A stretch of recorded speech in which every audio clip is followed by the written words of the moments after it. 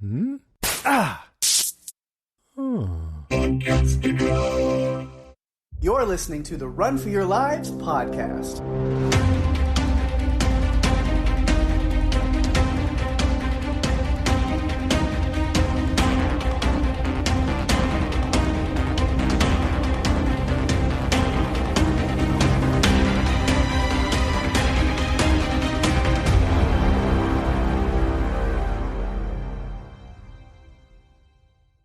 Hey everyone, welcome to the show. I'm Daphne. And I'm Pake. And this is the Run for Your Lives podcast. This episode, we are talking about the horror film Barbarian, written and directed by Zach Cregger, and released September 9th, 2022. Yeah, this is a more recent one. It is one that's been on my mind for a while, but we've had so many great ones to cover that it has fallen off my radar a couple of times, so bringing it back for this season. Similar with me is I saw this last year when it came out, right, it was September. I probably watched it in October or something when it was streaming, and it was a very Halloween-y kind of feel, and I was like, oh, we should definitely talk about this. This is a very interesting one. And then, it's just one of those that lives on our long, ever-building list. Yes. And finally, it was time to dig in there and pull it out. Mm-hmm. And pull it out we did. I feel like there's a lot to talk about with this one. Yeah. Kind of twisted. I definitely have some thoughts and opinions on it. So we'll definitely have tons to talk about with it. Yeah. I'm excited to talk about this one. It's very interesting. I remember you texting me being like, should we do Barbarian this next week? And I was like, that movie's so fucked up. So yes, we should. You know what? I have to say that the reason I thought of it is Lara in our podcast group mentioned that she had watched it and asked if anyone had covered it. And I said, no, but it's on our list. And then I texted you right away and said, I think we should do this. So let's get it. Here we are. Yeah. So we'll go ahead and start off like we always do with some production notes. It was filmed in Sofia and Negovan, Bulgaria, as well as Detroit, Michigan. The exterior neighborhood shots were filmed in the Brightmoor neighborhood of Detroit, but the rest of the film was actually shot in Sofia. Zach Cregger drew inspiration from the nonfiction book The Gift of Fear, particularly a section that emphasized the importance of women trusting their intuition and recognizing the subtle warning signs that can surface in their daily interactions with men. With this in mind, he embarked on a task of crafting a single 30-page scene designed to incorporate a multitude of these subconscious red flags. Now, I'm a woman who definitely listens to her intuition. It's just... Yeah, and I assume that scene you're talking about is probably the first, 30 minutes of the movie where it's Tess and Keith in this Airbnb mix-up, and a lot of the things he says and does that are a little interesting, but we'll talk about that more. Yeah, we will. So, the budget for this one was $4 to $4.5 million. It grossed $45.4 million, which was quite successful. It's 102 minutes long. Pake, give us a synopsis. Right. A woman staying at an Airbnb discovers that the house that she has rented is not what it seems. Ooh. That's all you get. That's all you get from me on a synopsis. I sometimes I keep the synopsis in mind. Really, it's just copy and paste from IMDb most of the time. Of course, but I like to pick the ones. I like to pick the ones that kind of keep in mind that there's this weird chance that somebody listening to this, because I know there's maybe a handful of people that listen that have not seen a movie, but then they listen to our podcast anyway. Mm-hmm. And maybe, when we first start talking about a movie. And so I want to leave it a little open-ended in that way to be if that sounds intriguing to you, then you should definitely pause this podcast right now and watch this movie before we talk about all the twists and turns and crazy things that happen, because you're gonna enjoy watching it more than just us talking about it. So definitely, I recommend go watch it if that intrigues you. We do have people who listen to this podcast, but they don't watch the movie. They just would rather listen to what we have to say about it before they watch it, which means they don't really care about spoilers. And, I think that's fine. Everyone gets to pick how they watch their movies. And if they want to listen to our opinions first, then bring it on. I'm happy for that. That works for me. But I think this is one that you should definitely watch before listening to our coverage, because there are some, twists and turns in this one that I think you should experience without knowing about them ahead of time. It'll make them much more impactful. For sure. Well, I guess it's time to break into it, talk about it, dig down below the meat of this movie. Of course, first in my notes before we talk about that. So I did want to say something about writer and director Zach Cregger. I don't know if you are familiar with who he is, but some people might be, or, have looked into that. So I think I know Jeff listens to this podcast, Jeff Allen. He'll know. So Zach Cregger, the director, is a very interesting story. This isn't his directorial debut, but it kind of is.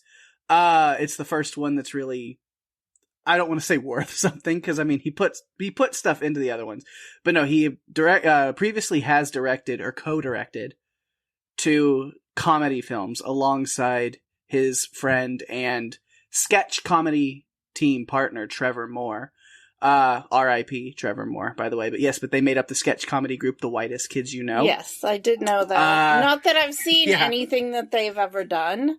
However... You did have, though. We watched some in Boston. Or at least one. We did? Because, I'll say, I'm going to recommend a few Whitest Kids You Know sketches. If you aren't familiar with them, you got to look up. I recommend The Grapist, Call of Duty, Lincoln, Gallon of PCP, or the one that you are familiar with, Butter Bar. Oh, I don't remember watching that. Yeah, it was Trevor Moore and Zach Cregger's, where they worked at this fast food place that just started selling a stick of butter and calling it a butter bar. But definitely recommend those sketches. But Whitest Kids You Know, funny stuff. But I thought that was interesting. I didn't realize that until kind of looking into this. I was like, oh, it's that guy. It's one of the Whitest Kids. And he states that Jordan Peele, obviously, is a major influence and mentor in his work now, seeing as, of course, Jordan Peele also comes from a sketch comedy background that now focuses on unique horror films. So I thought that was really interesting that we have somebody following in those footsteps here with Zach Cregger, and I hope to see more from him in the future in this regard, for sure, because I think he's got a good knack for it as well. Yeah, and I think Jordan Peele, you can tell that this was influenced, but it wasn't identical to a Jordan Peele movie. But you can tell that there was an influence there. There were just some things in the cinematography, the different perspectives, and the use of dark and light. Clever little things to set up the tension and really keep you on the edge of your seat. There were lots of 2 little jump scares. I was thinking about this, covering this movie, knowing that we just stayed in a huge Airbnb in Boston. We didn't go digging around in the basement trying to find hidden tunnels or anything. No, there was a door upstairs that was locked, but it led to a walkway thing that was closed off or whatever. Yeah. I remember people talking about that. I never went up there, but maybe that's for the best, because we would have found a weird tunnel and who knows what would have happened. So we just stay where we're supposed to stay and everything's fine. Yeah, that works out better. Totally works out better.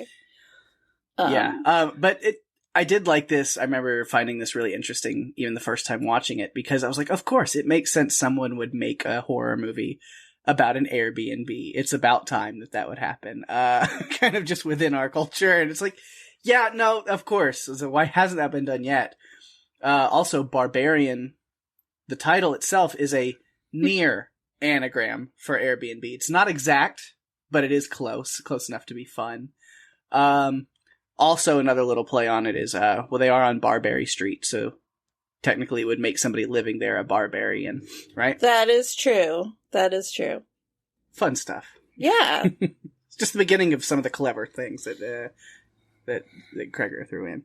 I know. I really appreciated so much about what he did. Also, his focus on practical effects in the movie, doing as much as he could practically versus CGI, which I know on this podcast we really appreciate.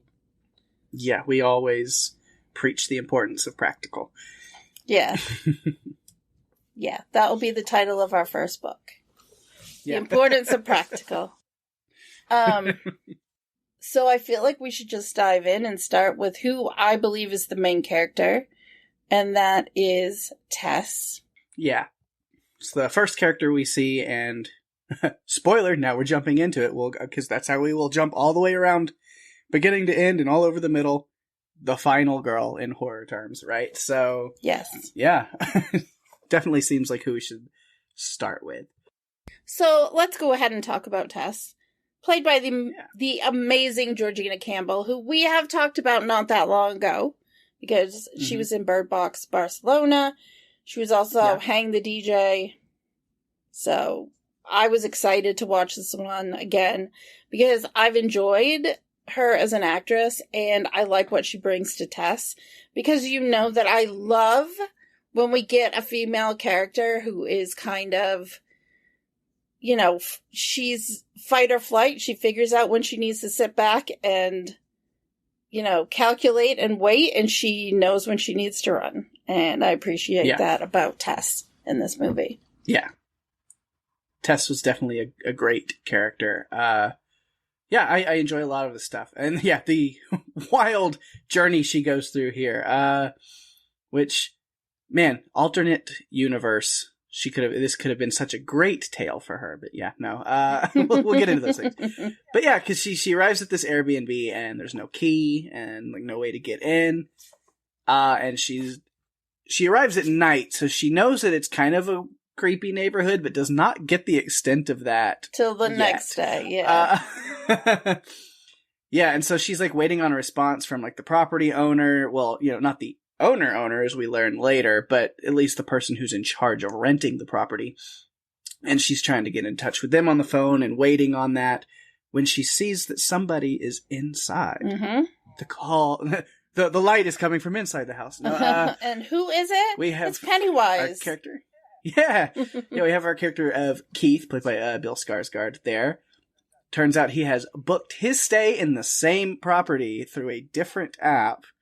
Double booking house rentals. That is a nightmare that I don't know how often it happens, but you know it happens often enough to be something people can talk about. Like, it happened to some friends of mine when we went to San Jose last year or earlier this year, where their Airbnb was double booked. They ended up in a different Airbnb, which was in a really bad neighborhood.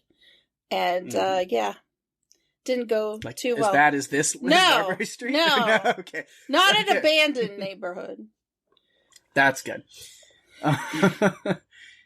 But Keith, which we'll talk more about him specifically, I'm sure, later. But yeah, they have some interesting interactions, which in an alternate universe, like I was saying, I think this could have been a very adorable meet cute for the couple of Tess and Keith. Like, because once they got over the initial awkwardness and like weirdness of the situation, and she kind of trusted him and like felt comfortable with what was going on, they started vibing really well. Yeah, you could tell that they had some things that were in common, and I feel it was cute. Okay, it was adorable.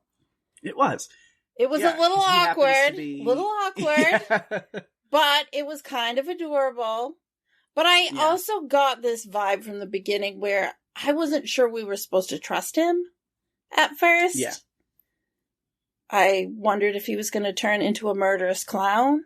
But then all these adorable things started happening, and I just started thinking, oh, please don't be an asshole. No, we meet the asshole later. Just going to say that. Yeah, but... Yeah, because Keith he was very awkward. That was his thing. Like, why, you see him as like this, oh no, is he What's his game? Mhm. What's his plan? Is he evil? Is he dirty? Is he creepy? And it's like, no, he's an awkward artist. He's a musician. That's all it is. Cause yeah, he happens to be connected to the subject matter of the documentary that Tess is interviewing to be a part of, which is great, you know, cause she's trying to get this job to work on this documentary about like the music scene and artist scene in Detroit. And it turns out that he could be instrumental, no pun intended, to her getting that job, as an interview and somebody of interest. It's like just crazy, like serendipity of this situation between the two of them that could have been, again, if it was not this movie, could have been a non-horrifying tale, but instead we got what we got. Yeah. Yeah, we got something a bit disturbing. Actually, a lot disturbing. As you go further into it, I feel like it was almost like in 3 parts, and this whole first part was Tess and Keith. Mostly Tess. Tess is kind of, I think, a through line through most of it. But I think that she, you know, let her guard down, and they were, you know, vibing really well until she wakes up in the middle of the night and her door's open. Yeah, there's a weird sound that wakes her up, and the door's open, and Keith is on the couch kind of having like a nightmare or something, it seems. There's just, this movie is good at like letting things down easy and then building up the unease again really quickly on you. I mean, I love that. Yeah, and kudos to him for like giving up the bedroom to her. Like that was really sweet of him to do. Like, he's a good guy. He was a good guy. And unfortunately we find out that he really is a good guy almost too late because, but that's his story, and we'll stick to Tess for now. Yeah, so she wakes up the next morning, he's gone, left her a sweet little note, again, just adorable. But yeah, she goes outside, and that's where she sees the real state of this neighborhood we talked about. It's very unsettling, it's all abandoned and run down, there's graffiti everywhere, including the house across the street. On the words graffitied on that, if you noticed it, "Death from Below," which is some interesting foreshadowing there. I'm wondering if Andre left that there. Probably. Good old Andre. It's a rough neighborhood. Even Catherine, this filmmaker that she's wanting to work for, tells her, she's like, "Oh no, you should not be in that area. Yikes, get out of there." But you can tell, honestly, I think she's kind of developing a thing for Keith a little bit, that's what she's like, well, it's worth sticking around out there. If he wasn't there, she'd listen to that and like find some other means, but while she was in the city. But she was quite smitten. I think it's because Keith is there that she went back. Yeah, she was quite smitten with him, I think. And I think she wanted to get back because he had left her this cute little note, you know, how much fun he had the night before, and I think she was really just walking on sunshine about it because they vibed so well.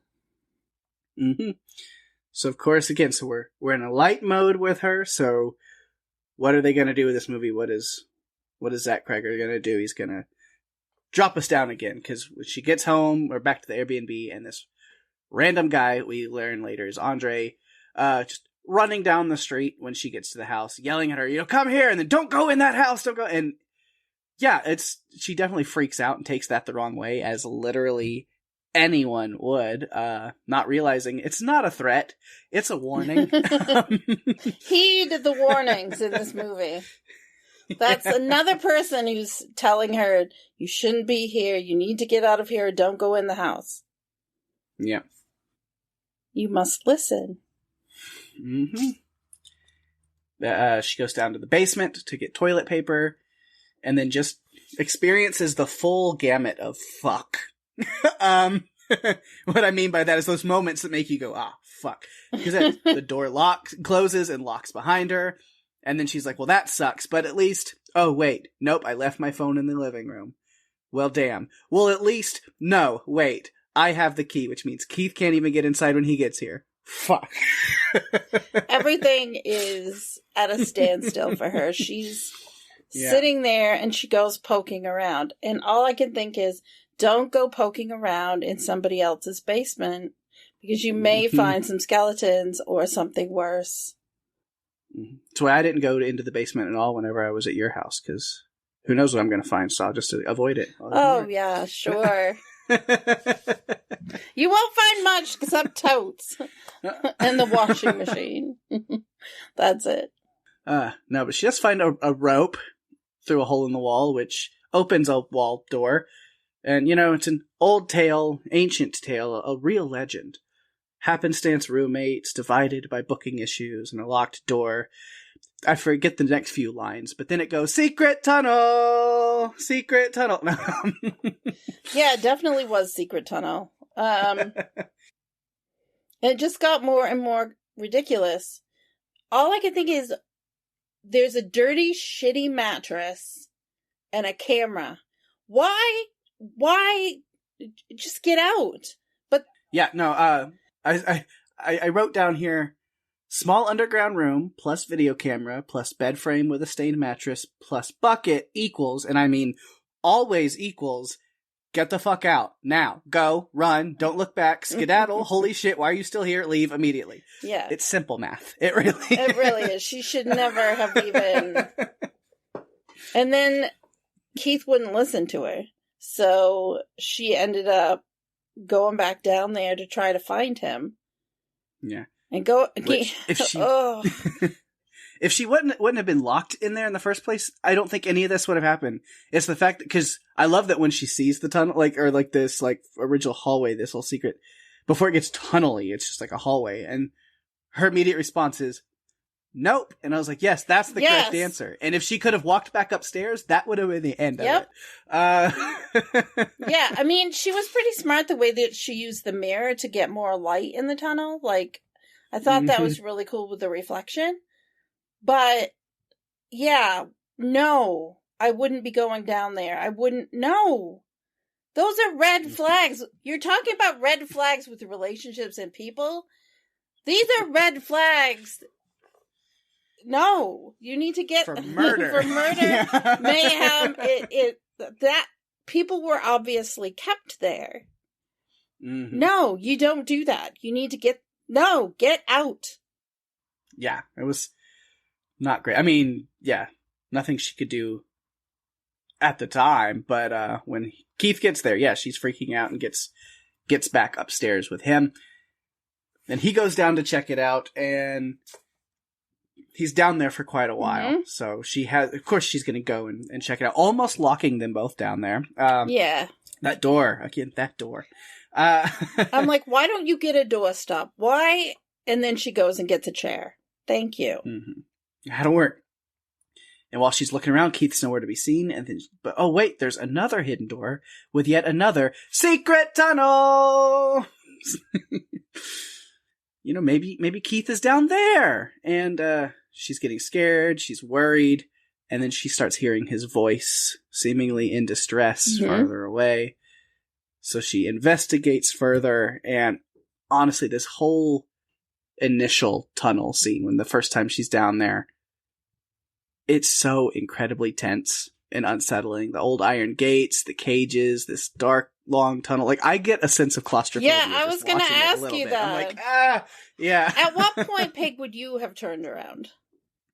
The second that I opened, when I saw that, I couldn't leave. She couldn't literally leave because the door was locked. So, I don't know, when Keith was like, just stay here for a little bit, then I would have been like, okay, I'll stay up there and see what happens. And then when I go downstairs and he's not answering, that's when I go, well, okay, bye. I'll bring somebody back for you, and I'm not going after you. She's past my limit at this point. I think seeing the cages with the dog food bowls, that would have been it. I would have said, no, I'm getting out. Yeah, no. I mean, there were visual things. I mean, they might as well have been saying, abandon all hope, ye right. Who enter, all who enter. I mean, really. Mm-hmm. Yeah. She had more fortitude, more bravery than maybe I would, because she does find Keith, and he's very freaked out about someone else being down there, and then that someone else appears. That is the mother. The mother. She is credited as, and it's just this hideous naked creature screeching and smashing Keith's head against the wall. The end. No. Oh, wait, no, never mind. There's still, like, almost an hour left. To the PCH we go. Yeah. Yeah. She has to witness that, and that was pretty rough. But then we get a little detour, which we'll talk about after. But we get this detour, and we don't know what happened to her. Like, it's because it's focusing on someone else. Until it all comes full circle when the owner of the house comes. Yeah. And we meet AJ. We'll talk about AJ, Justin Long. But yeah, he winds up in the same position. And is down there with him, and we'll talk about a lot of the things that happen. Poor AJ in a lot of this situation. But yeah, poor we meet the mother AJ? a little bit more. Are you really saying poor AJ? I think he deserved everything that happened to him. For real. He's a bit of an asshole. It's pretty brutal. Oh, he's terrible. He's person, a terrible, pretty brutal. terrible person. He doesn't apologize. He's just evil. And yeah, it's awful. Yeah, but we see the situation he finds himself in. Again, be a little more specific later, but the mother, very unsettling situation. She warned AJ, just play along. He wasn't going to. He's going to pick the hard way, which at least while the mother's trying to feed her new little baby, AJ, that gives Tess this ability, this moment to escape. Barely, she does. Thanks tape measurer and freaking self-locking door for making it as difficult as it can. That door's going to come back into play at least once more. But luckily, the man that scared her and ran towards her earlier, Andre, is there to save her this time and help her crawl out that basement window. Yeah, because the mother didn't want to lose her new or her current baby and was chasing right after Tess, right up to the window. Right. It does we don't get really a lot of backstory on Andre and how he knows the things he knows. Because again, later in the movie, they're talking with Andre and he knows about Frank and the things that were going on there. How does he know all that stuff? I don't even know. Because that was like 40 years ago, or at least, even long. And he says he's only been there like 15 years, so how he knows all of this, no clue. We don't really get any of that. But he knows enough about it to where even when he says to Tess while she's freaking out, so we gotta go back, there's another guy down there, we gotta save him. And when he says, she ain't even the worst thing that's in there. You know that. It's like, oh great. Because to me, the worst thing that's in there is the real antagonist of this entire, like the person who put all of this into motion years ago. Yeah, but Tess is saying, we can't leave AJ behind. And Andre's just like, no, there's not really any way of saving him. You're lucky that you got out. Yeah. You're alive. Take that. And then warns also, she comes out at night and she will be looking for you. So, GTFO. Yeah. For your own safety, for your own good. Yeah. You better get out of here. Yeah. And she is still so determined to save AJ. And I mean, she looks pretty bad. She's really dirty. She looks like, well, I mean. Well, we learn it's been weeks. Yes. That she's been down there, because when AJ shows up, kind of jump into that a little bit, he's like, is there somebody staying here? Is it being rented out right now? Like, he knows his properties are used as Airbnbs, but he's talking to this property manager and she's like, the last tenants were like a few weeks ago. So that would have been them. Yeah. And nobody had cleaned out the place.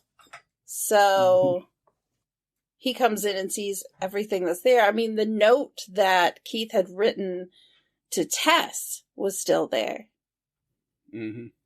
Along with all of their belongings, everything they had with them. And he's trying to figure out who they are. But again, that's more of the AJ story, so let's stick to Tess. I mean, Tess did try to tell him the rules. Like, you need to drink this, even though he's grossed out. His attitude was, you're not going to make me do this. Like, I'm not doing that. I mean, I don't know if I would. I can't blame him for that. I don't think any sane person is going to be just immediately receptive to that. Like, No, oh, okay, sure, no. let's just do that then. Yeah.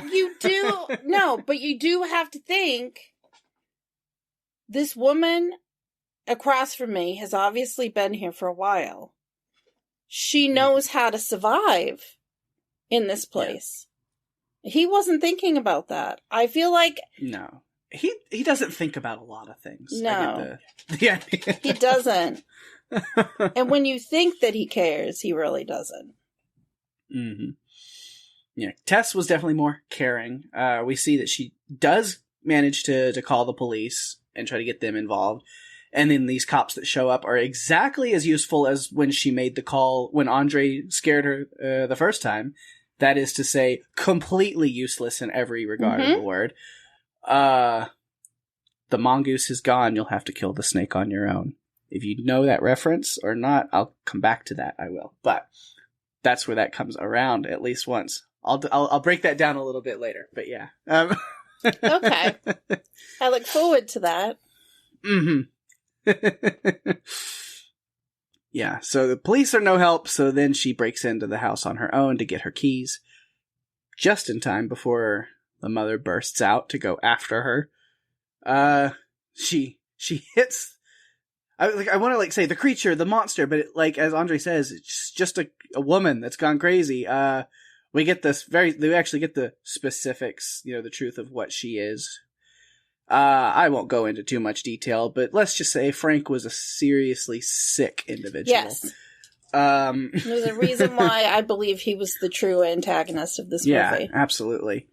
That leads to this, but yeah, goes back down, gets AJ, also gets shot by him, but that's how it goes. That will come out later. We'll talk about that. But they get out, her car's ruined, his is locked, so they're gonna have to hoof it, and then also the mother is gone. Where did she go? Ooh. Dun, dun, dun. You didn't really think that she was gonna disappear. Like, that she was gonna... Just never be seen again? No, you didn't really think that she was just gonna die. Oh, no, of course not. It's not that simple. I mean, she really has 9 lives, like a cat, or she's like Jason or Michael Myers or any of those. No. Right. They're never going to go down that easy, even though getting slammed into a house by a truck or a car, you'd think that would take them out. No. Yeah, but no. Swan diving off the top of a, water tower. No, still fine. Yeah, because this is Andre's little hideout area, is this tower, where Tess takes them there, which is funny because he's just like, gotta get out of here. It's like, why'd you bring him to me? But he doesn't really behave like that because he feels he's safe there. Maybe not so much, but yeah, he's the one that reveals the truth. They're talking to him, and things go sideways. For sure. I skip over a lot of important details because I think those are more AJ related important notes, but yeah, and we have to wait till we get to him. But Tess definitely goes through some stuff. She's a survivor hardcore on her own. And it is an interesting ending. I haven't looked too much online to see how well received certain people like the ending of this or not. I don't mind it. I kind of like sudden weird endings like this sometimes, where literally it's just, as she's laying there, hurt, the mother there kind of wanting to take her baby back home. She's not going to hurt her in this moment. But, obviously, no. She's not going back with this thing. That's not, it's oh, okay, I'll just go back. No. So, of course, Tess just shoots this unfortunate creature and then cut to credits. Which is very interesting. Now, we do get the credits at first intercut with little shot, Tess getting up and walking away, but that's it. We don't really see the aftermath. We don't see... I mean, the police here don't listen to her, maybe she's got proof now, I don't know. But it's just kind of her, like I said, killing the snake on her own. I feel like it was an act of mercy. I think that what this creature was, although human, was not human. Yeah, I have some thoughts on the mother, but I kind of want to wait till we talk about her at the end. Yeah. We've got like its own little section. Yeah, because I think it's really easy to look at this movie and think, oh, the mother is the bad guy or the bad woman, but no. Yes and no. Yes and no. I mean, yeah. R.I.P. Keith. That I don't think needed to happen. Yeah. So, but, yeah. I actually liked the ending where we just watched Tess go away. Like, it ended, and then we get those clips of Tess just walking away, interspersed between the credits. Which is, a cool thing is Bill Skarsgård is an executive producer on this one, which I thought was cool. Yeah, and Tess goes off. We have no idea what happens after. Honestly, I want more Zach Cregger. I want to know what else lives in his head. Like, what other things. Some interesting stuff. Yeah. But of course, if anybody who's watched Whitest Kids, you know, there's already like some weird dark humor in there. So like, yeah, he's always had this in him. Yeah. I want him to do more horror, though, because it's got an interesting vibe to it. So, do you have any other notes on Tess, or should we move on to the next character? I'm good on her, I think, for now. Okay. Mostly. As far as just, specifically her. She'll come back up, I'm sure. But yeah. So I figure, AJ is the other kind of main character we focus on a lot. But you mentioned Keith, and he plays a big part in this beginning. Like, it'll be quick just to talk about a few little things about him, but yeah, for sure. Bill Skarsgård, as you said, executive producer. So I don't know if the executive producer part came first and then he decided to like get himself cast in the movie, or if it was the other way around where they cast him in this role and it was like, oh, you're Bill Skarsgård, just, come on board and do more stuff. I liked seeing him in a different role because most recently, of course, he was Pennywise. And just so maniacal and creepy and just, did such a great job as that character that to get to see him in this role, it was kind of nice to see him in a role that isn't menacing. Yeah. But the way that you see him because of that role, I think is also important. I think that's why he's such great casting for the character of Keith, because I feel like they knew, well, of course we got to cast Bill Skarsgård as Keith because it's Pennywise. Yeah. So obviously it's going to help this bait and switch thing that they're trying to do, where a lot of those red flags and his awkwardness and the things he says and does are meant to throw you off the scent a little bit, and you're supposed to not trust him from the get-go. Yeah. I think you're supposed to expect that he's shady or up to something, so that way whenever he invites Tess in and then later on tells her, well, there's this convention in town and there's nowhere for you to stay, you just need to stay here. All of those things, even if it is the best intentions and he really is a good guy, all of it's supposed to make you go, no, girl, that's a trap, run. Like, you're not supposed to trust him. Like, the rooms in the basement would be his, but it's not his house. Or is it? Like, there were so many questions that went through my mind while I was watching that part. When he's saying, like, oh, do you think I'm some creep who's just, like, coming into this place that's not mine just to get... And he's like, well, now that you say that, now I do. But they had some fun interactions where he was teaching her how to put a duvet cover over the duvet in a creative way that actually worked. Yeah. I loved the conversation they had about hearts getting ripped out, and he responded to her with saying, well, women do rip hearts too. Well, girls can rip. And he does learn that with his interaction with the mother later on. He was right. Yeah. They can rip apart real good. I also love the little joke where, she's talking about this kind of roles with men and women, and she's like, if I would have been here first and you came, there's no way in hell I would have let you in. Like, when the roles are reversed, and she's like, plus it was scary. And I love that he goes, what, do I look like some kind of monster? And I laughed to myself. I'm like, well, maybe if you painted your face and did some creepy stuff with your eyes and lips. Yes. You might. I know. I felt like watching him, I mean, he's a Skarsgård, so he's very handsome.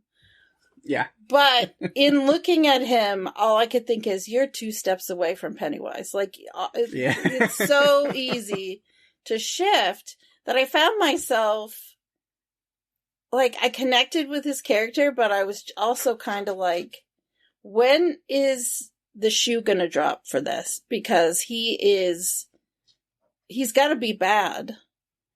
Right, they just keep making you think, because even, like, because he starts off kind of uncomfortable, you don't trust him, and then the duvet thing, and the wine, and the documentary, and they're talking, and you're like, oh no, he's a good guy.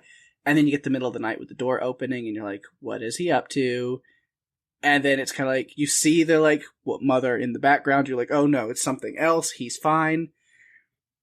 But then again, they hit it with you one more time before his death, where when he comes back home and she's explaining to him, there's this room down here, and the way he's just not grasping what she's telling him, there's a room with a bed and a bucket, like, it's a basement, of course, like, and he's like, well, let me go check it out, and it was like, you don't. The whole time, he's like convincing her to stay while he checks it out, and again, you're like, that looks shady, dude, like, and it's a really nice misdirect over and over. They're able to pull it off several times. Yeah, I think until the mother was slamming his head against the side of the tunnel, it felt like it could go either way. Mm-hmm.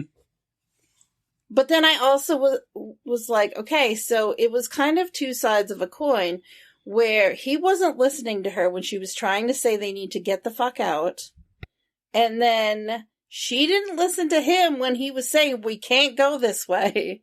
And it's like, yep, this is what happens. Communication is important, people. That's what I'm trying to say. It's very important. Yeah. So, R.I.P. Keith. Yep. I enjoyed it. I liked him. I thought he was great in this role. I thought it was, again, fun to see him do something a little bit different. Mm-hmm. But yeah, so that's him. Like I said, it's a quick point. He's not with us for long, but he leaves an impression in our hearts. And on the tunnel wall. And on the wall. Yeah. Did I just say that? Yes, I did. It was great. So yeah. So next, really, if you don't have any more on Keith, would be AJ. Let's talk AJ. Oh God. AJ Gilbride. Can I just say this? Let's describe him in his own words. I'm a persistent fucking dude, right? I'm like fucking Eye of the Tiger.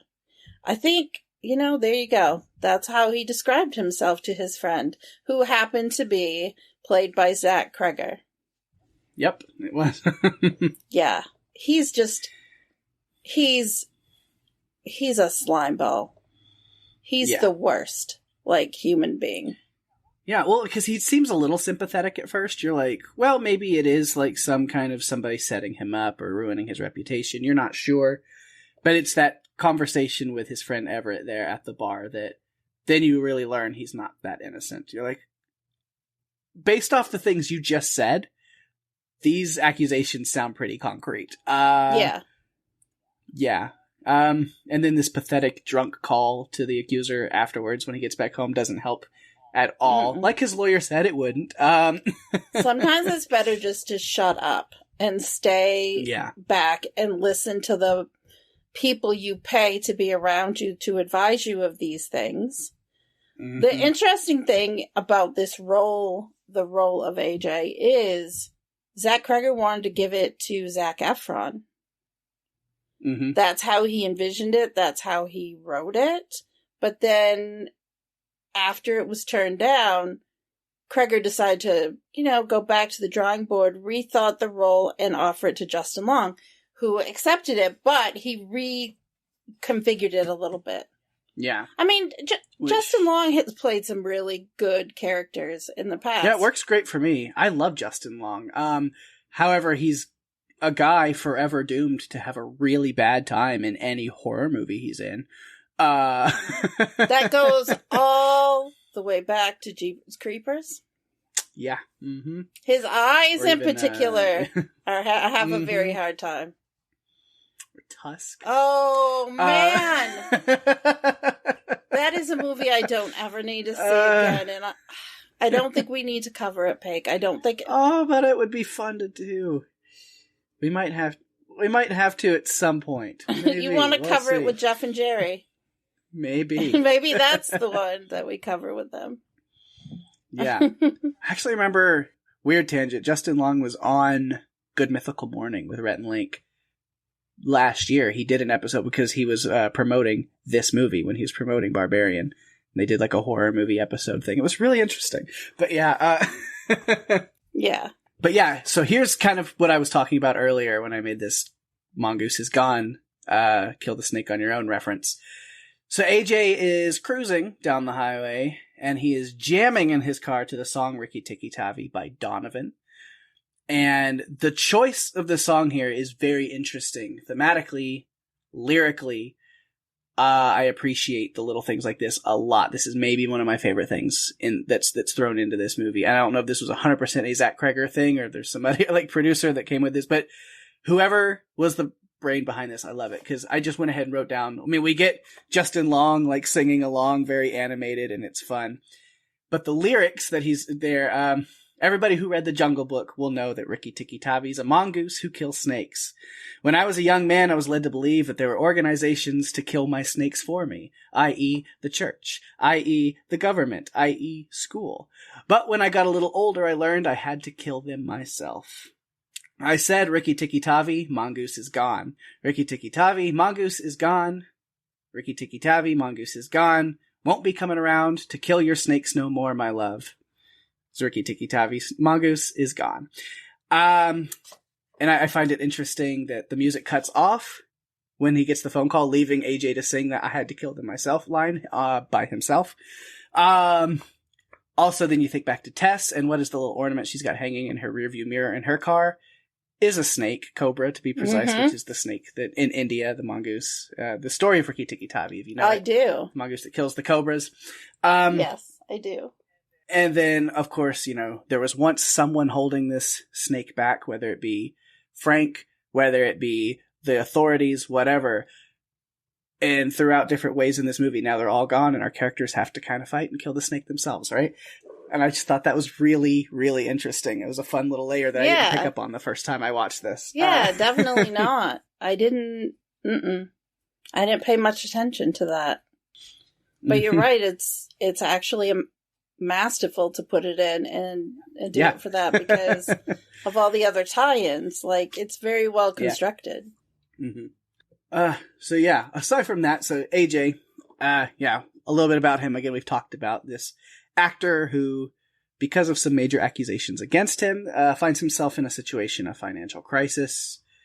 We learn he owns a few properties out in Michigan, including this Airbnb that we spent the whole first part of the movie in. So he travels up there to Detroit area to work on selling and liquidating these assets. Goes to this Barbary house to stay himself. That's where I said we learned it's been a few weeks since Keith and Tess first got there, because he's surprised to find their stuff still there. This house is supposed to be empty. And then we just kind of get to know the scumbag that he really is. But is he our scumbag? No. I didn't think so. But then the horror picks back up. He hears the noises coming from the basement. And I like him just trying to act like such a tough guy.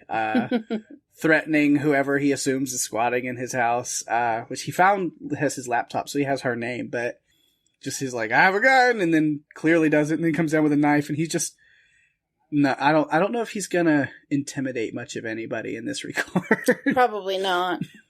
I don't think so.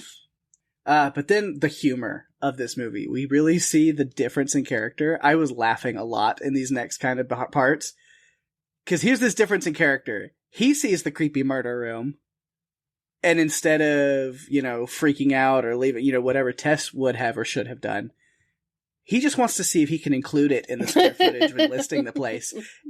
And then it just kind of leads to this montage, this scene of him maneuvering around all these most unsettling things, like the stained bed and the cages and the tunnel space, with his measuring tape. And it's so funny to me. He's, you know what? He's fucking liquidating.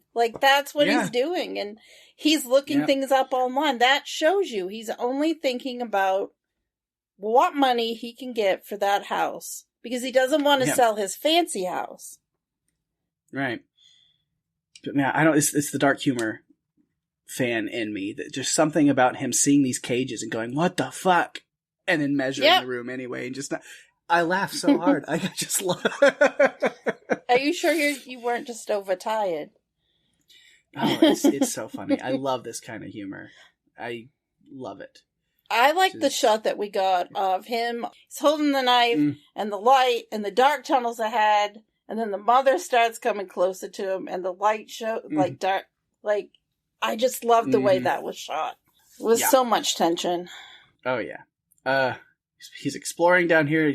It's just a creepy room with, videos of breastfeeding playing on a little TV. Totally normal stuff. No worry about that. He's such a putz. He really is. Just klutz and a putz. Just an idiot, not thinking, doesn't think anything through, and then just there's this running gag of him just dropping things at inopportune times. The knife, the flashlight, the gun later on when she's like, shoot him, and he's like, ah, and then just drops it. And I love that it like bangs off the steps as she runs by it. Like, well, there goes that plan, Yeah. Yeah, when that gun falls, not 5 minutes earlier, he was talking about how concerned he was about getting Tess to a hospital.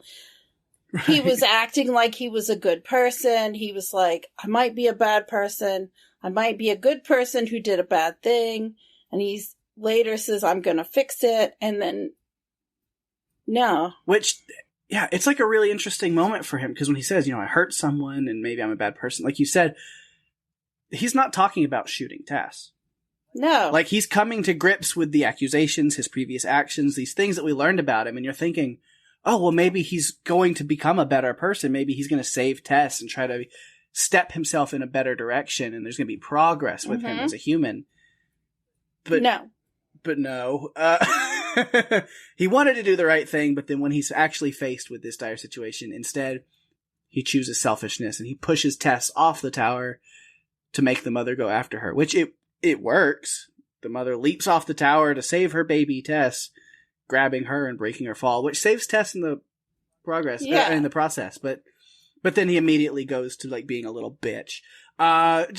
He's trying to justify to Tess what he did. Oh my God. Well, I didn't have time to think. And I just like, you're not going to turn her around on your side, dude. No. It's not going to happen. And also Mama wasn't dead. So now she's pissed at you too. Talk about a splitting headache. Yes. I see what you did there. Yeah. He basically pulled the Shane to Otis with throwing her off there. He needed her to slow Mother down, and I can get away, but I need you to slow her down. Wow. Okay, dude. Yeah. Yeah, and I mean, Mother jumping and being the cushion for Tess probably saved her life. Oh, yeah. And yet, Mother was still alive. Do you think it was because she was so insane? Yeah, it's just, as far as we're given, it's just, I mean, there's no... It's I mean, just to be frank, and I don't even mean that in a pun with the characters that did this to her. But yeah, I mean, but to be frank, we learned it's just layers and layers of incestual inbreeding that has caused this to happen. And yeah.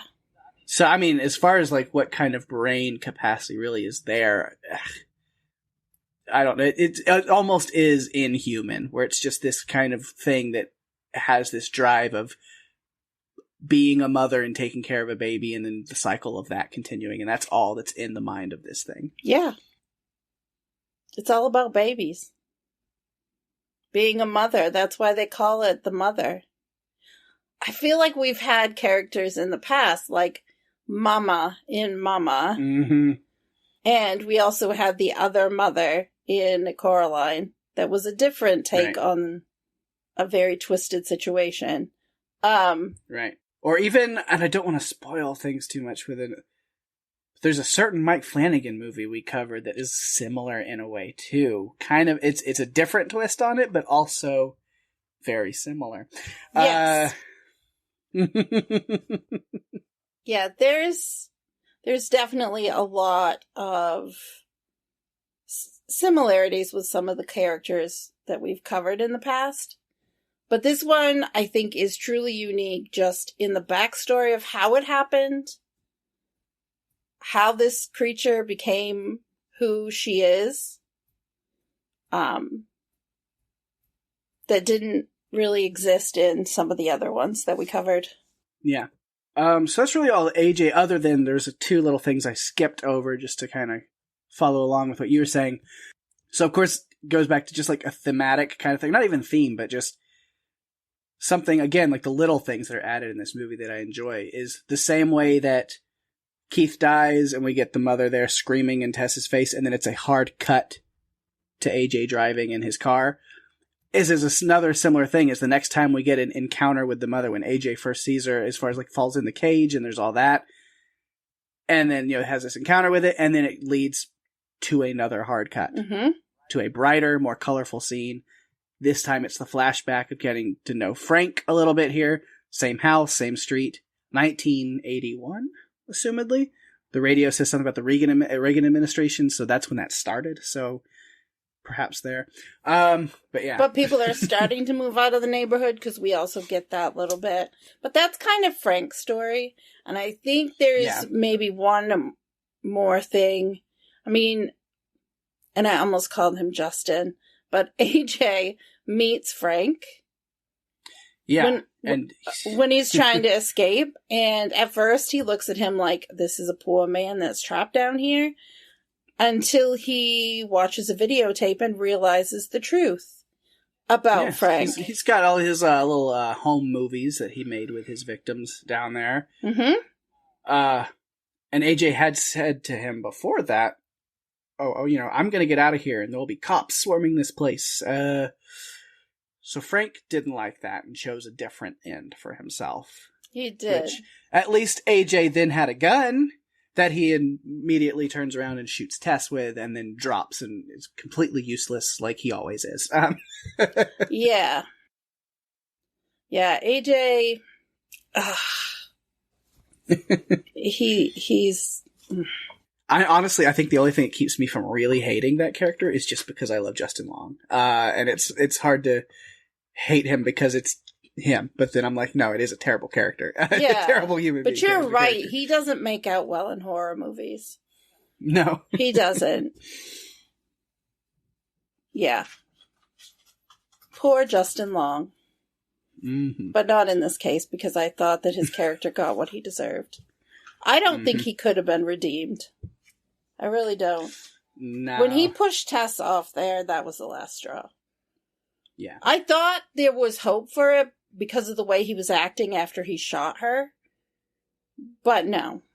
So yeah, so that's it on that. I have one more character section as far as we talk about more about the mother. We've talked about some, but even Frank and some of just that story, I think I've kind of thrown in there. So if you're good to move I'm there. good to move there because I think they're tied close together. Which was the first time we see the mother was the night that Keith and Tess were there. It's a classic little background reveal, the shadow, the figure moving in the background. That, they're not the only ones in this house. Dun, dun, dun. It's very good. Also, just random note, this movie really loves its interior vehicle shots. It does. But I also like the inclusion of characters in the shadows, because it does remind me a little bit of Mike Flanagan and some of the way that he tells stories where you really have to pay attention because someone's going to be somewhere and... Yeah. Mm-hmm. So yeah, but before the mother, we'll talk Frank a little bit, played by the ever wonderfully creepy Richard Brake. Good to see him again for this podcast. I know. So soon after we did Tremors, Shrieker Island. I know, I didn't think about that. Because honestly, I was thinking about Georgina Campbell. We just did a movie with her in it. Well, and then Richard Brake, it's like, yep, we did. So we're kind of revisiting some old friends in this film. we've done this podcast long enough now that there's like actors that pop up and we're like, oh, from this thing and this thing we've also done. Like we have our own little Run for Your Lives universe of actors and stuff, which is fun. Yes, we do. And our next episode will be a lot of fun because we're kind of revisiting something, but we'll just keep that. We won't, we're not going to say too much. Yeah. So we see Frank here. He's buying baby stuff at the store and then follows a woman home, which, you know, who hasn't done this as an easy weekend activity, right? No, no, but, you know, goes in there, sets himself up for easy entry at a later time into her home. Like, you're kind of getting little pieces of, like, figuring out what he is. And then when he returns home, you know, it sounds like he's returning home to his current, the previous target of the last time he did this is still down there. Which, yeah, we don't get a lot of it, but we get enough to be like, oh, he's a monster. He's just a terrible serial killer kind of person. Then we learn later, up to even more darker and disturbing things. But yeah, the neighbor, Kurt Braunohler, by the way, funny comedian, great comedian. It's like, you cast somebody like him to be in like, 40 seconds of the movie, and it's just like, well, he's there, and it's fun. But yeah, that neighbor did make the right call on getting out of there, because that neighborhood really did take a dive, didn't it? It did, but I like that we got to see it when it was still beautiful. So you could see that it really started as something special and then slowly but surely became one home standing in a whole street. Mm-hmm. It's so weird, though, too, to watch and you see that house and it's in such great condition and the lawn's taken care of and it looks great. Then everything else is just torn down and dilapidated. But yeah, so that's really all we get with Frank, but then the mother, when we really are introduced to her, other than these quick scenes, the first time we really see what she is when AJ is caught down in this little pit together, him and Tess. And it's just the most fucking unsettling thing. The baby bottle with like the hair on the nipple on his, and like, who knows what's in that bottle? I don't even want to think about it. Like, and then Tess being like, she just wants you to be her baby. And it's,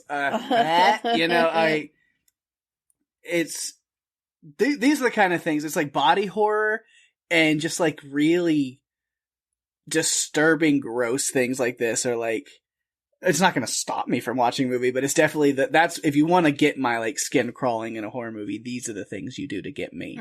Mm-hmm. Did you notice that the aspect ratio shifted between the current timeline and the 80s timeline? Oh, nice. It did. Not really, yeah. But that makes sense. Yeah. It was really cool. Yeah. Yeah, and as you mentioned, I think way earlier, Tess warned AJ, just go long, don't freak out. But he doesn't listen, so he gets dragged away. But it's just the very unsettling. No. But, oh no, he didn't take the bottle, so I guess little AJ needs to still be breastfed. No. Like, I just want to cry watching it. Like, I don't want it. Like, I feel the pain for him. Like, no, don't do it. I think he deserved everything that was coming to him. He's a terrible human being. Yeah. So give a lot of credit and props to Matthew Patrick Davis as perfectly, embodying this horrifying mother character. My God. When he took that role, he didn't have any idea what mother was going to look like. He didn't get to see any renderings or anything. He auditioned over Zoom. So when he was on his way to Bulgaria, he said he was crossing his fingers, hoping it would be convincing because he didn't see anything. Yeah. Another thing, Richard Brake attended a late night screening of the movie, and there were a few teenagers that were sitting a couple rows behind him. And they were really into it and getting really scared. And when it was over and they were leaving the theater, using flashlights on their phones and turned around, caught his face and ran from the room. That's great. Because they recognized him. Yeah, I thought that was clever. I would always love to run into, like, because I know that it happens. There's, like, actors that are in movies that just, like, sneak in and, like, just go and, like, sit in the back and, like, just watch some of those. Like, and I've seen those kind of things happen before. Just, like, kind of go. And it's, like, that would be wild to go watch a movie and be like, oh, and then there's the person. Mm-hmm. Even, like, some of, like, the really big names, they'll do it more for just fun. Like, I always think back to, like, one of the newer Spider-Man movies when it came out. I think there's like a clip of like the movie ending or the credits running, and then this guy in a Spider-Man costume runs in, does a backflip down in front of the screen, and people are like, oh wow, and then takes off his mask, and it's Tom Holland. And they're like, what? Like, that's, you know. That's pretty amazing. Imagine having... And then he runs back out, and you're like, it's almost like that nobody will ever believe you. Right. Which is, it's a random tangent, but like Bill Murray was always known for doing stuff like that.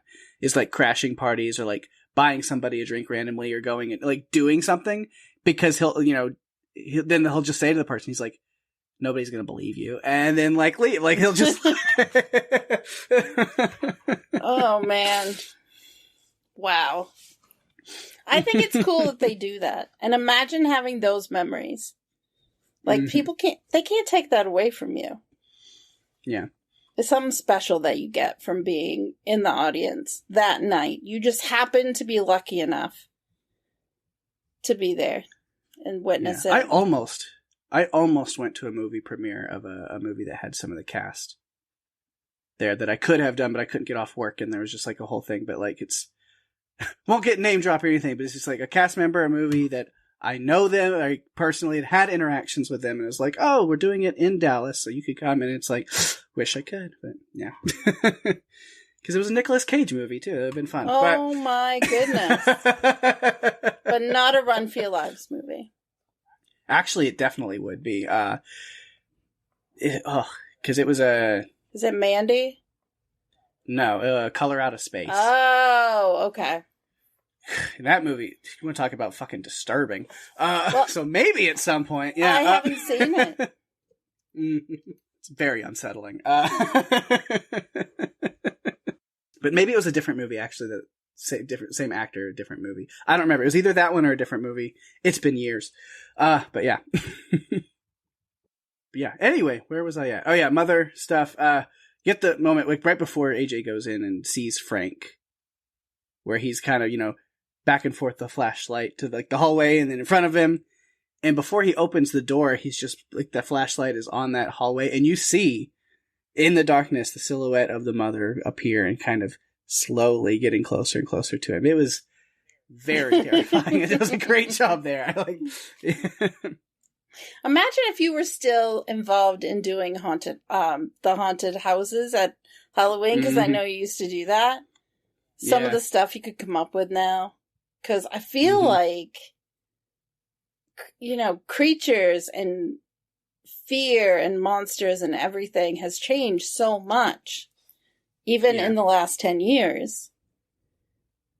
So it could be really fun. Mm-hmm. The horror classics, David S. Pumpkins. No.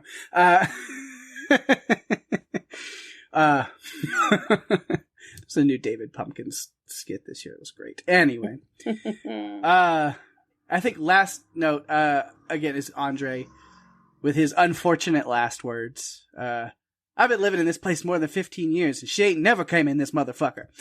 Which then she immediately, obviously, comes into that motherfucker and beats poor Andre to death with his own arms. So that's fun. Yeah. Wow. They did quite a bit, as I mentioned, the practical effects behind Mother. Instead of like the actor wearing like a bodysuit and then having things applied, the actor was pretty much naked with some applications. They did some experiments by taking molds of Davis's butt. He had a weird plastic fake ass, but it looked so bad. Yeah. They asked Matthew Patrick Davis to shave his legs, arms, and eyebrows. that's where he drew the line. He's like, I did beat my entire body, but he was not going to shave his eyebrows.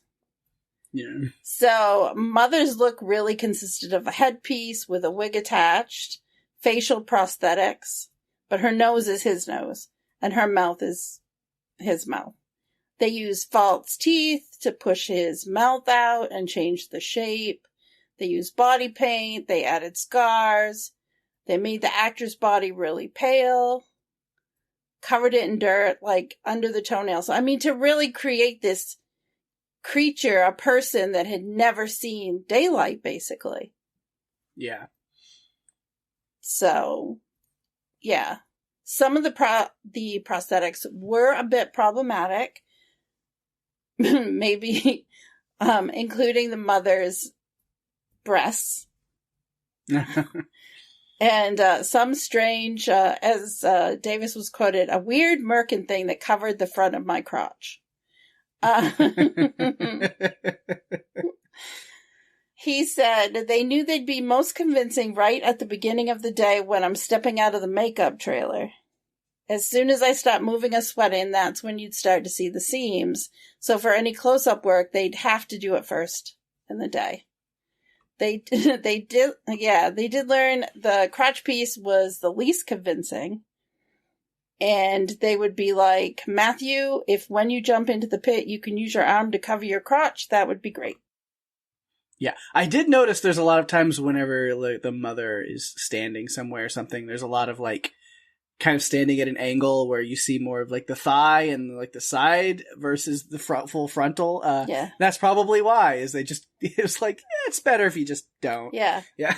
Let's cover up the deficiencies in this makeup.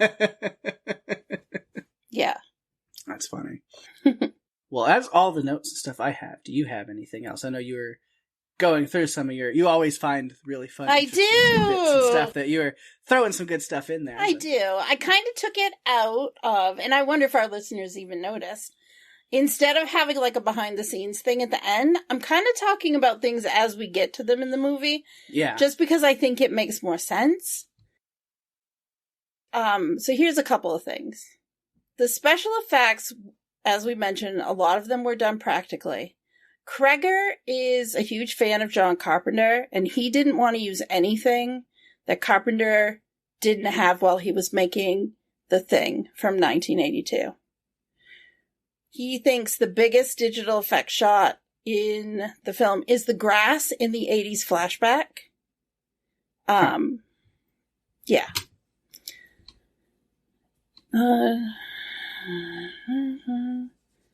Okay.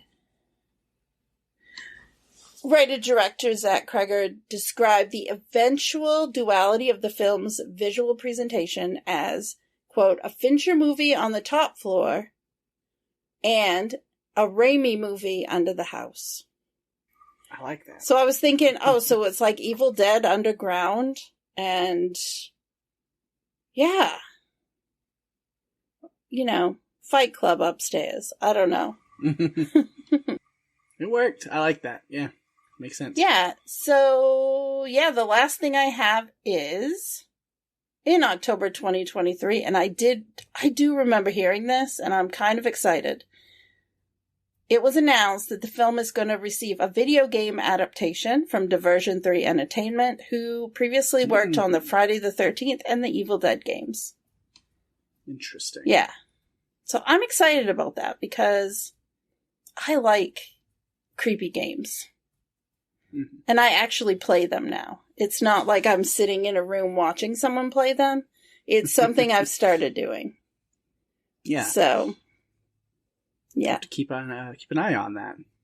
Yeah. Yeah. I don't know if that's necessarily right up my alley. I'll play some horror games, but like the Supermassive stuff, the Dark Pictures stuff, but yeah, like you mentioned, like the Evil Dead and Friday the 13th, or even like the new like Texas Chainsaw or Dead by Daylight. It's like not really my jam. They're I'm not too not big on those kind of games, but you were burned out on Dead by Daylight after playing twice. Yeah. I played more than that. No, but yeah, it didn't take too long. No, and you should join us because we're getting Chucky now. Chucky's going to be the new killer. It's going to be fun. We'll see how it goes. Interesting. Yeah. Should be interesting. Yeah. I don't know how he's going to hook us. When it comes to video games. You are. I'm very much in my lane. I know what I like. Mm-hmm. I like very single player, story driven, skill tree, side missions that kind of go, tie off of like a linear main story. I'm very picky on I like this and this alone mostly, but yeah. Yeah, that's very similar to someone else I know. Mm-hmm. Well, there. Spider-Man. Finished Spider-Man 2 recently, and holy crap, what a game. I love the Spider-Man games a lot, so yeah. Maybe sometime we'll have to do an episode that talks about some of the horror games and movies that inspired them. Mm-hmm. That'd be cool. Yeah. A little twist. Right. Yeah, so did you have anything else, or we... That's it. We're good. We can make sure that we go ahead and do any of the dishes, take the sheets off the bed, and check out of this Airbnb of a podcast. Yes, I think we can do that. All right, cool. And there goes the feedback phone. So one last call in before we check out of here. Maybe it's some listeners with their thoughts. Let's find out. All right, well, we do have a lot of feedback this week. People coming through for us. I love that. I wasn't sure. Barbarian's kind of one of those weird, darker movies. It's like a really strange one, so I wasn't sure, but we got a lot of thoughts on it.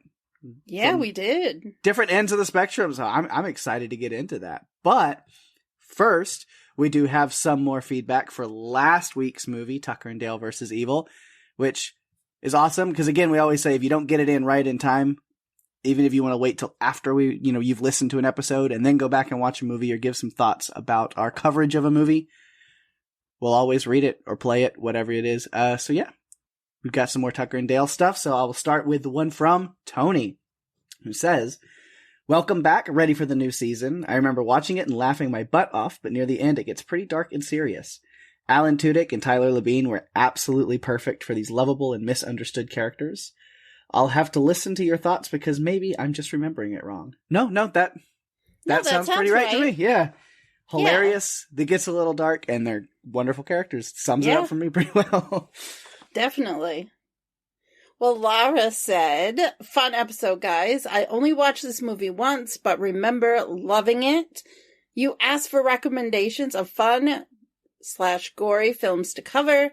I'm thinking you must have covered this already, but have you covered James Gunn's Slither?" We did share with Laura that we did cover Slither with our good friend Des. Yes, that was back in season 3, I think. Yeah, it's been a while. I don't know for sure, but that sounds right. 3 or 4. Yeah. Something like that. So yeah. Yeah. So if you haven't listened to that one, which I think Laura did say she was going to go back and check that out. But for anyone else, there's a quick little plug for our backlog. If you haven't heard our coverage of Slither with Des, go check that out. It was a fun one.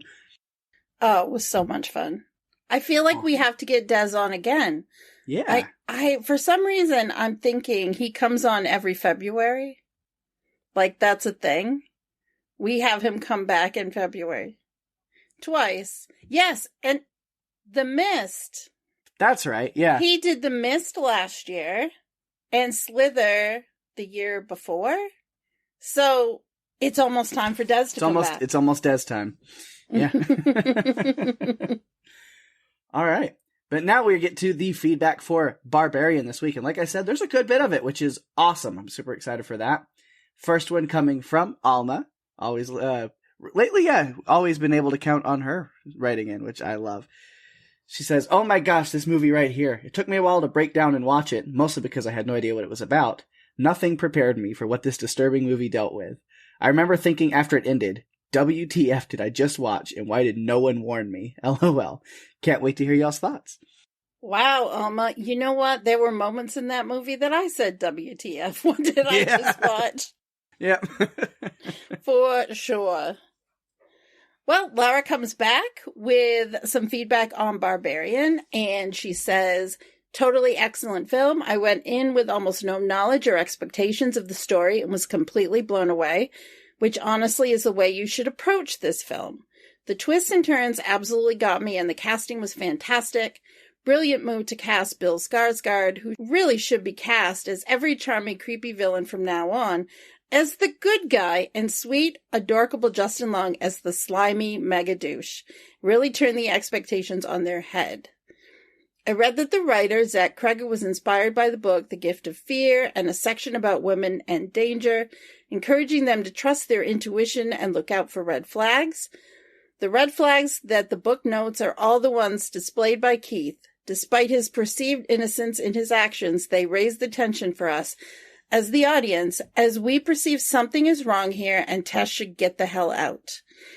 Even though the character of Mama, one of the creepiest humanoids since The Descent, adds a supernatural monster element to the show that was completely unexpected, I think the coolness of the show is how it can be dissected as a commentary on the sexual inequalities between men, women, power, and fear, when in uncertain circumstances they could be discussed for hours.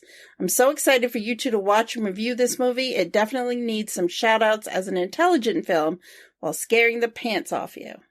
Yeah. Thank you, thanks, Laura. I really appreciated everything that you wrote in your feedback. Yeah. Some really good stuff there. Then we have one from Jason, who says, loved it. Thought it got a bit goofy at the end, but it was tense and unique and creepy AF. It's weird that it's named Barbarian. Like, WTF does that have to do with anything? But maybe that worked well for marketing the movie. Like, if it had been called Airbnb Nightmare, would we have been as interested? Actually, maybe that is a better title. Well, I, for one, will say, I don't know about that one. Maybe workshop that some more. But it's a good start. But no, if you listen to the episode, I think I talked about it a little earlier on with Barbarian being a imperfect rearranging of the letters of Airbnb. It's not exact, but it's close. And then also they are in Barbary Street. So it's like somebody who has lived their life in this house the whole time. It would technically be a barbarian. Maybe. Yes. For that neighborhood. I would think so. Well, we have a message from Rima who says, it was definitely not what I expected, but in a good way. Creepy as hell, and I've added staying at Airbnbs to my caution list in the future. Agree with what Lara said. Brilliant casting, Bill Skarsgård. He's really great. Yeah. And it is that Rima who is Pake's other co-host on Strange Indeed, so we really appreciate her taking the time to send us some feedback. Yeah. Would people say that Bill Skarsgård really has the it factor? And you can't see the video of this. My eyes just rolled. All right, and then one last one here from Kelly says, everyone I know that's seen it loves it, but I hated it. I felt like the characters made the dumbest decisions, which if they didn't, there'd be no movie, I guess, but it really bothered me. Then it got even more disturbing as it went on and finished with a dumb ending. It did give me a few scares, and it was intense at times, but other than that, I didn't enjoy watching it and felt like I wasted my time with it. Well, I am Kelly. Sorry to hear that, Kelly. Yeah.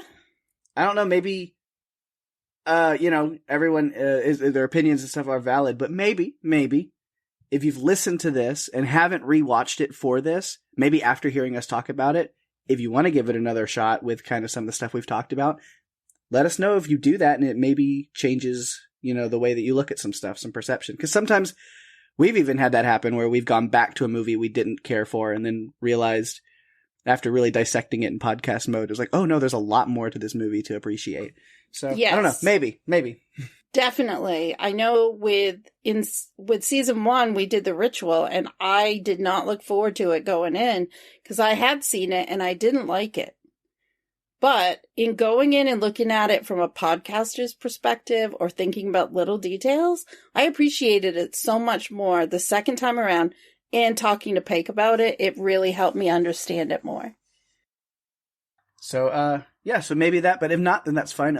Either way, thank you for your feedback, because I know some people get scared to leave feedback about if they didn't like something because they feel like they'll be ridiculed or something. So we don't want to do that to you. Thanks for letting us know. Not at we all. Asked for thoughts on movies and you gave us your thoughts. Whether we agree with them or whatever, is irrelevant because we're glad that you wrote in and let us know your thoughts on the movie. Absolutely. We welcome all feedback to this show. Speaking of feedback, you can submit your feedback by finding us on Facebook and Instagram at Run For Your Lives Podcast. Email us at runforyourlivespodcast@gmail.com. If you're enjoying the show, please tell your friends. We are available on all other podcast players, including Apple, Spotify, and YouTube. Go to Run For Your Lives Podcast for all the links that you're ever going to need. Give us a review on Apple Podcasts, as that is the best way to share the love, get us out there even more. We really appreciate it. Absolutely, we do. We are always very happy to hear from everybody. And of course, speaking of sharing the love, got to give those shout outs to things going on in the podcast universe around us. My other podcast, Strange Indeed, with Rima, who gave us some feedback a little bit earlier. We have wrapped our coverage of The Fall of the House of Usher on Netflix, the latest Mike Flanagan series. So if you want to go back and check out all 8 episodes of that, you can over on Strange Indeed. But then other than that, we are on a little break for the holidays. We will come back sometime in the new year once we figure out what we're going to cover next, because we're really not sure right now. So maybe give us some thoughts over there if you're listening. But a lot of other great stuff on Podcastica going on right now. You can definitely check out. Over on the Cast of Us this week, Randy, Kara, and Jason discussed the 2017 movie, One Cut of the Dead. Kind of like a... Yeah. Have you seen it? I actually haven't seen that one. Curious about it, though. I'm putting it on the list. All right. Not for right now, further down the road. Yeah. But I think we should do it just because you need to see it. Yeah. It's not super long, and it is incredibly clever. Nice. Yeah. So if you do know about it and want to check out their coverage over on Cast of Us, definitely do that, because I know those 3 are going to have a really fun conversation about that. It sounds like based on that movie, but they have I think those 3 could have a really fun conversation about literally anything, though. So Absolutely. definitely check them out. Also on Revisited, the Ted Lasso Revisited right now is what they're going through, Ben and Kristen.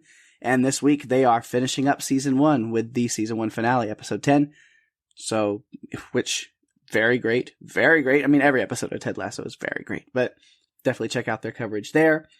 Over on the Squid Game cast, they are on episode 4 of the first season, and only season right now, of Squid Game, as a re-watching through that, getting ready for season 2 that's coming soon. Sometime. Sometime. And then on the Still Slaying podcast, of course, the Buffy rewatch podcast, or at least picking out specific top-notch episodes that they are fans of Buffy the Vampire Slayer.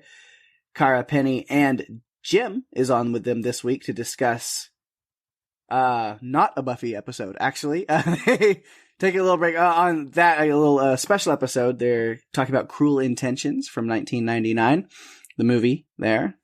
So check out the Buffy crew covering a movie. And then lastly, on House Podcastica, you can check out Monarch Legacy of Monsters, the Apple TV Monsterverse TV series. Of course, that's like Godzilla and King Kong and those things, this newer Monsterverse. They've got that starring Kurt and Wyatt Russell, who have been just killing it. Incredible. That cast has been really awesome, and that show's been a lot of fun. So you can definitely check out Ben and Mark covering that. And I think I can give a little tease. I think me and Daphne are planning on being on there soon, within the next couple weeks. So yeah. Definitely check that out. I've been enjoying that show. It'll be fun to sit down with Ben and Mark and cover that. But as for right now, you can catch their coverage of episode 5 over on the House Podcastica and Wilhelm feeds. And then also, which, speaking of Ben, I know is one of his favorite movies of all time, so of course he's guesting on this. Outside of the Podcastica realm, over on Adrenaline Cinema, you can catch Mark having Ben and Rob on to talk about the 2011 movie Real Steel with Hugh Jackman, which, yeah, I know that's one of Ben's favorites. And honestly, I haven't seen it in a while, but I've seen it multiple times. I really like that movie. It's a great one. So awesome that they're covering that. Make sure to go check that out. It's a fun one. And that's pretty much it right now. I know TV Podcast Industries and Panels to Pixels have been covering Invincible, but that is on a little mid-season break until after the new year. So be checking that out. If you're watching Invincible, make sure to return whenever they come back with new episodes of that. Check out their coverage of the first half of the season. And if you haven't watched Invincible, well, then you got a little bit of time before it comes back from mid-season break to catch up, because it's a great show. You know, Pake, I want to take a minute to congratulate TV podcast industries. They posted their 800th episode this past week. Yeah. So John, Derek, congratulations. Yeah, all you guys. Yeah. That's congratulations awesome. on all of that hard work. We're still back here in the 150 range, but it's great to aspire to getting to that point. Definitely giving us an insane goal to reach for. It can be done. But yeah, love you guys, and congrats on that. That's a lot of podcasting. Yes. And you don't hate each other. That's incredible. No, that's awesome. So congrats, guys. Yeah, but of course you can come back next week right here for more Run for Your Lives. Daphne, what do we got going on?